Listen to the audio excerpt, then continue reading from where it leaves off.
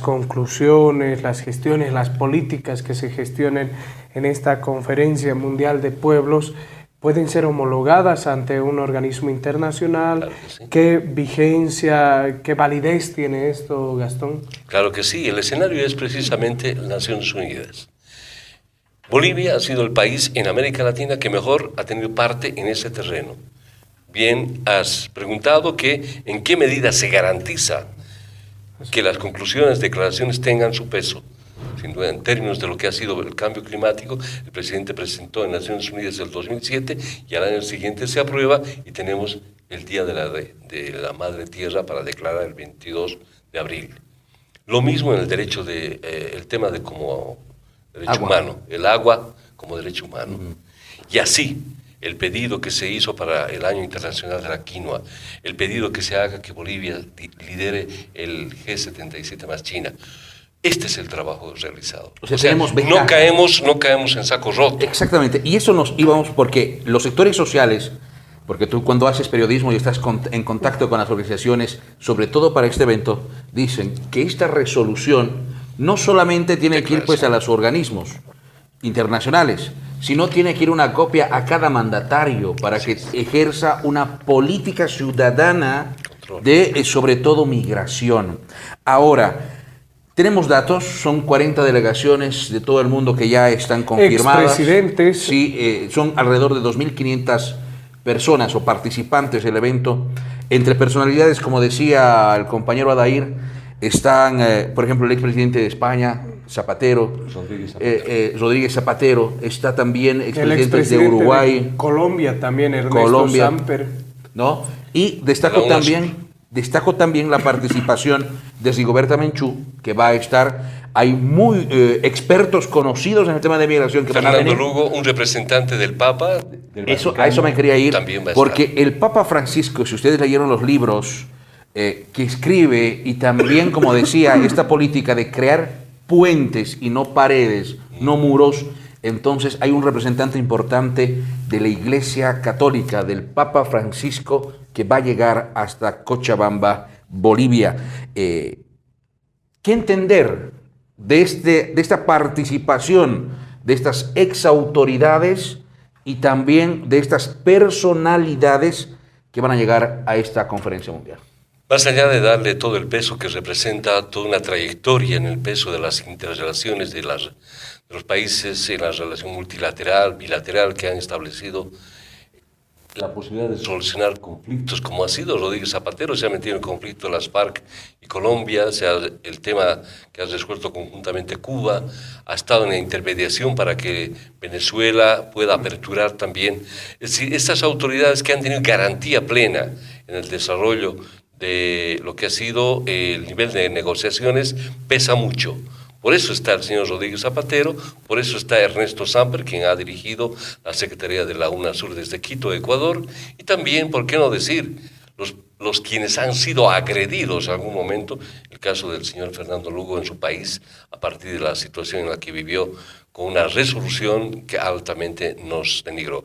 Por eso el peso radica en función de estas, pero también la trayectoria, en función de su capacidad de interlocución para hacer posible un establecimiento de nexos. También ha confirmado su participación el presidente de El Salvador. Él es el primer mandatario que está confirmando, aparte del presidente Evo Morales. A esto, y para culminar ya esta primera parte de la entrevista que vamos a tener con Gastón, un invitado especial dentro del programa Periodistas por el Cambio, es importante hablar de aquellas voces disonantes de igual manera para esta conferencia.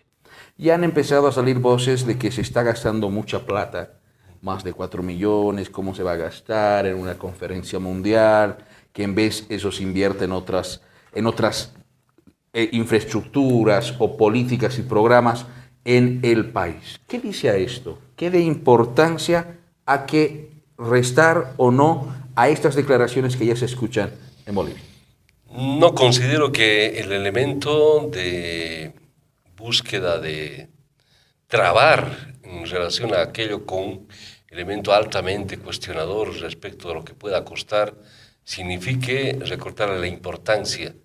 Yo creo que estas voces agoreras que han encontrado de alguna manera nos están llevando al mayor desprestigio, y es quien condena a todo es la misma población.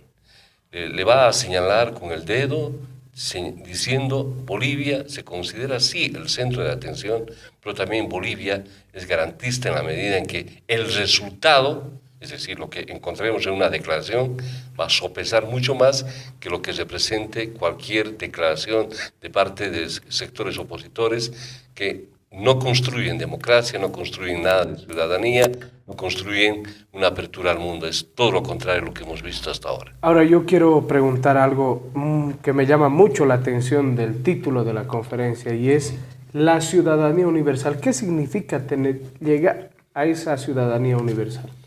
Yo decía, en parte, en algún momento, libre movilidad humana, posibilidad de acceso, pero sobre todo integración. Estos elementos hablan de la posibilidad de que un ciudadano cualquiera, cuando vaya a otro territorio, cuando encuentre la posibilidad de trasladarse, no sea calificado de extranjero. No más existencia de extranjero y un nacional. Todos nos debemos encontrar a sí mismos, todos debemos hablar el lenguaje de la integración latinoamericana, tal como lo dije en algún momento, recalco una vez más lo que fue identificado en la Via Yala al inicio de lo que fue este proceso integrador latinoamericano, siguiendo la línea del Libertador. Ya cerrando esta primera parte de nuestra entrevista, estaremos hablando de otros temas más, como habíamos mencionado, 50 años del paso de nuestro comandante Che Guevara. Sí, como tiene la polera Gastón, hoy, bueno, tuvimos también la oportunidad de poder conversar con él, porque pertenece al colectivo El Che. Así es que vamos a la pausa y luego hablemos de este paso importante. Ya yendo a la pausa, no quiero dejar de lado lo que había anunciado, son los ejes temáticos. Ejes temáticos, por favor. Para que la gente y la población que nos está escuchando tome en cuenta. Se van a tocar como ejes temáticos en esta cumbre mundial de pueblos por un mundo sin muros y una ciudadanía universal. Primero, causas estructurales y sistemáticas que provocan la movilidad humana de un estado a otro. Segundo, impacto del cambio climático, la crisis económica, las guerras y las políticas intervencionistas sobre los flujos migratorios. En el tercer eje temático se va a tocar la contribución de los migrantes al desarrollo humano integral e incluyente de los pueblos. Se va a tener un panel que va a complementar sobre soberanía política, independencia económica y ciudadanía universal. Ya en los últimos puntos se van a tocar como cuarto la estrategia conjunta para la observancia, protección y ampliación de los derechos de los migrantes, refugiados y sus familias, y por último las propuestas para la construcción de una ciudadanía universal articuladora de las identidades plurales de los pueblos y la soberanía de los estados. Estos son los ejes temáticos de esta cumbre internacional. Las 5 mesas. De las 5 mesas.